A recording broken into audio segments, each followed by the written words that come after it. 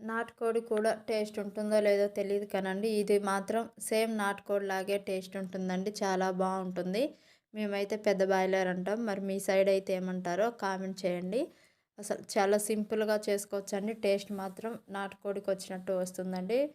పొయ్యి మీద కాబట్టి ఇంకా చాలా బావుంటుంది. ముందైతే కడాయి పెట్టుకొని మంచిగా ఆయిల్ పోసుకొని, ఆయిల్ హీట్ ఎక్కాక ఉల్లిగడ్డ, పచ్చిమిర్చి వేసుకొని అవి మగ్గిన తర్వాత కొంచెమంత పసుపు వేసుకొని తాలింపులోనే కస్తూరి మేతి వేసుకొని అవి మంచిగా ఫ్రై అయిపోయిన తర్వాత మనం కడిగి పెట్టుకున్న చికెన్ అయితే వేసుకోవాలండి. నేనైతే ముందు అల్లం వేయటం లేదు. ఎందుకంటే ఇది కొంచెం గట్టిగా ఉంటుందండి. కొంచెం ఉడికిన తర్వాత వేస్తే ముక్క అనేది మంచిగా ఉడుకుతుంది అడుగంటకుండా. ఇలా నీరు పైకి తేలినప్పుడు మంచిగా ఇప్పుడు ముక్కకు పట్టేంత ఉప్పు అయితే వేసుకోవాలండి. చాలా బాగుంటుంది.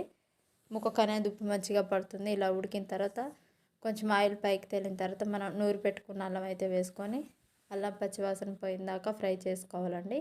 ఇప్పుడు అవి మొత్తం ఫ్రై అయిపోయిన తర్వాత మనం కట్ చేసి పెట్టుకున్న టమాటా వేసి కొంచెం అంత ఉప్పు వేసుకొని మంచిగా ఉడికించుకోవాలండి. కారం అప్పుడే వేయొద్దు.